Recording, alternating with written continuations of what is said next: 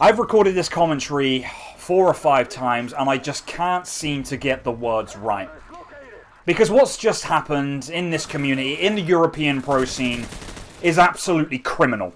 Now, I'm not doing this intro for drama or to make you carry on watching the video or anything stupid like that. I'm doing this because I need to be honest with you, and I need to get the facts out there and be straight.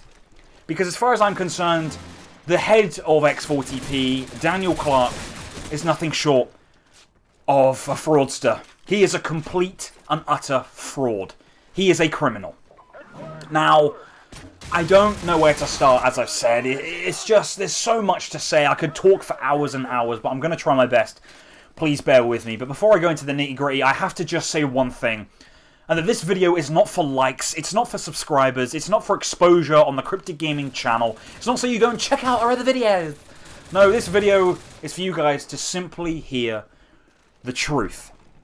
Now, I'm going to start from a few days ago, because when I was brought on to this company a couple months back, I was shown documents and shown a lot of evidence that this company had reserved, had booked, had the rights to Twickenham Stadium for 4 events over the next 18 months. I had signed contracts, I had bank statements, I had everything you could possibly imagine in front of me. Everything looked legit. Now, you're probably sat there thinking, well, you're going to need to check these things. It's easy to fake things over the internet. But one thing I want to make perfectly clear here is that I wasn't the only person that believed this moron. No. In fact, the likes of MLG, Sky, and many, many more saw the same documents, saw the same evidence, and also believed this man.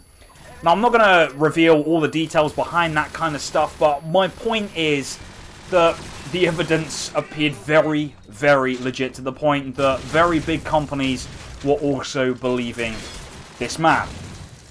Now, with that in mind, a few days ago, I rang up Twickenham directly. I rang up one of the heads of Twickenham Exhibition Centre, and I spoke to them from the heart, and I said, look, you need to tell me what's going on. I need to know the nitty-gritty, because this is people's money on the line here.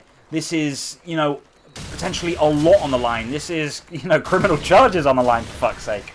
And they told me everything, and they said, no, we haven't confirmed this event. No, we've been in contact with Daniel Clark, but it hasn't been booked. He hasn't sent us over any payment for any of the events whatsoever. And he's got 2 days to pay us a minimum of £50,000. 2 days to pay over £50,000. And at this point, I went absolutely insane. I honestly went nuts. And I got Daniel in a call, and I just ripped into him. I said, you need to fucking tell the truth. And the audacity of this man to turn around and say, don't worry, I've taken out a personal loan, it will all be paid for, this event will 100% go ahead. And I said, you know what, fine, go ahead. I had plans that evening. Funnily enough, I've got a life. I don't play COD as much as I used to. I don't really do much of that stuff anymore. 3rd year of uni, all that kind of stuff, that's for a separate video. And I said, alright, get on with it, whatever. As long as you're 100% sure this event will go ahead, and I will be in contact with Twickenham on Monday morning. Now, today I was out shopping in Oxford Street, and I received a phone call from another director of X4TP, and he confirmed that there was no such loan, and in fact, he had been told by Daniel Clark that the money was going to come from a loan from his girlfriend's auntie. This is mind-boggling, folks. It is insane! This guy reckons that he can borrow over £50,000 from his girlfriend's auntie. This is a man who is a delivery driver for DHL. Now, this is not a swipe at anyone who works for DHL, but the chances are, if you do work as a delivery driver, your family don't tend to have £50,000 lying around. It's just a rule of thumb that tends to occur. Now, maybe I'm being naive for thinking that, but as far as I'm concerned, if you sit there and say, don't worry guys, I'll pay Twickenham with a loan from my girlfriend's auntie, I'm going to laugh in your face. Much like most of the community has done today when I put up screenshots of it on Twitter.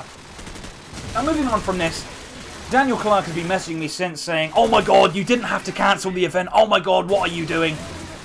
And this brings me to my next point. For those of you tweeting me saying, this isn't a scam, he's giving me a refund, I have two things to say to you. First, this event was not going to be cancelled unless I released information to Deserto and other parties. This event was still going to go ahead, and I've put up screenshots proving that Daniel Clark was not going to cancel this event. He was going to continue to take people's money despite not having a venue for LAN. That is absolutely criminal, right? Secondly, do you honestly think that this guy would have given you a refund unless I did what I did? No, he wouldn't have.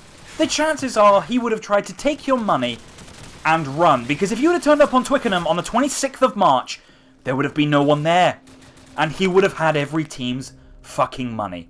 So rather than tweet me abuse, maybe you should send me a thank you. So for all of you tweeting me saying, I'm unprofessional for tweeting his personal Skype, the amount of people I saw on Twitter tweeting at official X4TP saying, I need my money back, I want my money back, I've spent £130 on flights, I've spent £200 on team tickets, I spent £30 on spectator tickets. There was no response. If I hadn't have sent out everything that I did, you would not see your money back. It is as simple as that. Because, let's be frank here folks, the venue has never been confirmed, so if he was a man of moral principle, he would have never taken your money to begin with. Now, I've kind of gone off track a little bit here because I'm ranting at this stage of the video. But my point in all of this is that this event was never going to happen, but he had all the evidence in the world that it was going to happen. And one thing that I do have to mention very briefly is, let's say, for example, that he did get this loan of £50,000 or whatever. Say he got it from his cat. Fuck knows. This guy's got so many excuses. I wouldn't be surprised if he said he was going to borrow it from his cat, to be honest with you. Say he got a £50,000 loan from that. Now, there's two problems with this, folks. Two very simple problems. First problem here is, how are you going to cover the £20,000 prize pot? You know, the £20,000 that the teams are going to the event to compete for? The £51,000 covers the venue itself. It does not cover the prize pool. Are you going to cover this from team tickets? Team tickets, you'll be lucky to raise about 10 grand. Let's be real here, folks. Where's the other 10 grand going to come from? Sponsors? Alright, sponsors. Alright, so how are we going to cover our costs for the event? How are we going to pay the talent, the admins, the casters, the general people working behind the scenes at the event? There is so much wrong with this, folks. I can't even begin to stress it. Now, the second thing I was going to get onto... Honestly, I'm losing my points here, folks. I'm getting so heated here that I'm losing track of what I'm saying. So the 2 points I was saying to illustrate the problems with the £51,000 loan, right? First one, that you can't cover the £20,000 prize pool, which instantly means the event is going to be a scam. Because you're paying to go to an event which doesn't have the prize pool it's advertised. Which doesn't have the prize pool, full stop. That is a scam, folks. I can't... Literally, I can't put it any more simply than that. Now, the second problem of this £51,000 loan is, who in their right mind comes up with the business plan? With the idea of, I'm going to announce a LAN event. I'm going to put it at Twickenham. I'm going to put up £20,000. And once the event is announced, then think about how they're going to pay for it. What business does that? What business announces something before they figured out how they're going to pay for it? Honestly, answer me. Because you can't. Because no business does that. Which illustrates my point further, that this was a scam from the word go. So as I've already said, for people tweeting me abuse saying I'm doing this for attention, or I'm lying, or it's not a scam or whatever, you need to look at the facts.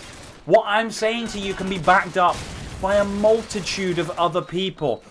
The amount of other people which have also suffered the wrath of Daniel fucking Clark when he's made those promises. Do you guys remember that person on Twitter from X4TP promising 12 million turnover from year one? That was him. Alarm bells were ringing. £12 million turnover in year 1. What is this cunt smoking? Seriously, £12 million in year 1. Honestly, I'm just going to go on another rant here. It's not good if I do this. My point is that you're tweeting me all this shit and all this abuse that I'm just lying and it's not a scam and you're getting your money back, when in fact you should be thanking me. And I'm not saying this out of ego or anything like that. I'm saying it because you need to look at the facts and you need to appreciate what's actually in front of you. Now, a lot of other people have suffered behind the scenes and a lot of them haven't got any flack, which I'm very, very grateful for. I don't know what the future holds for me when it comes to Call of Duty, to be honest with you. I feel that this may be the end of me in Call of Duty, because I did put my reputation on the line with this event. I did put a lot of time into this event. I contacted a lot of people for this event, whether it be sponsors, whether it be Activision, Sky Sports, MLG, screw it, even down to teams and casters. I take full responsibility for setting up that Fabi deal with getting Fabi to X4TP. Now, if anyone from Fabi is watching, which I highly doubt, that was all my fault. Please do not blame Marius or Fabi Jamars. The guy is amazing. He was just trying to do what's best for his team. He had a great deal. Everything was paid for his team to come over. Honestly, anyone else would have done the same thing. It's completely my fault.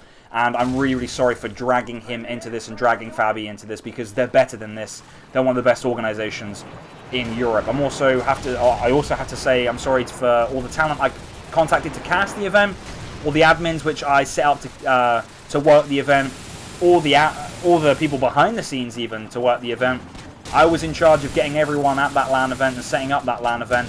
Unfortunately, all the evidence I had was false. All the proof I had that the event was going ahead was false.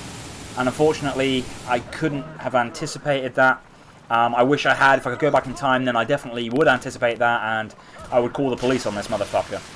And yeah, I just have to say I'm really sorry for the shit on my behalf. Maybe I should have scrutinized things a little bit more, but as I've already said in this video, you got people like MLG falling for the same scam, and they've signed a contract with X4TP to do certain events and things like that. So I hope they get involved. I hope they take Daniel Clark to the ringer, because one thing I have to say is this is all on Daniel Clark.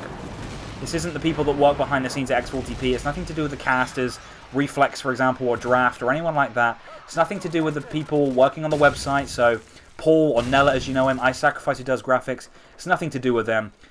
We have all been scammed by Daniel Clark, just like you have. We released this information as soon as we possibly could to you guys to stop you losing money, to stop you spending money. Daniel Clark has said he's going to pay everyone back, and he sent people private Skype messages saying that he'll be back in 15 days. I hope he's telling the truth, and I hope he does go through with that, but it wouldn't surprise me if he didn't. Make sure you nag this motherfucker when getting your money back, because he will try and disappear. He will try and slide off the face of the earth, and I know full well he will try and start up another esports company and try and get another LAN event going, which really does concern me. My personal mission for this whole situation, or the thing which has come out of this situation for me, is I will personally bury Daniel Clark and make sure that he never gets involved in this community again. And I'm not saying that to be intimidating. I'm not saying this as some guy which is going to punch someone in the face or anything like that. I'm saying this as someone who's put a lot of time, a lot of effort, and a lot of hard work into getting the recognition from the community, and for getting this community to where it is today with regards to the tournaments which we were offering, etc. I mean this in the fact that I never want to see this guy scam anyone ever again, because you guys do not deserve that. You guys play this game for fun. You guys play this game because you're fucking good at it, and because you want to play with some friends and relax. You don't deserve to have people steal your money. So yeah, that's pretty much all I can say on that front. I have ranted an awful lot in this video. There's still a lot more I could say. For example, the fact that Daniel Clark put in an order of over 150 PCs from a company called Frag IT, a purchase order which is a legally binding contract, which is worth over £100,000. The list goes on and on and on, folks, but I'm going to end the video here. If you've got any questions, just tweet me at IHNK, send me an email, cryptogaming@gmail.com, whatever you want to do, drop a comment below. I don't give a shit. If you want to send me abuse, cool, do what you want. Everything I've said is pure fact. And I've got plenty of evidence to back it up and plenty of people who will have my back. So that's everything from the video. See you next time.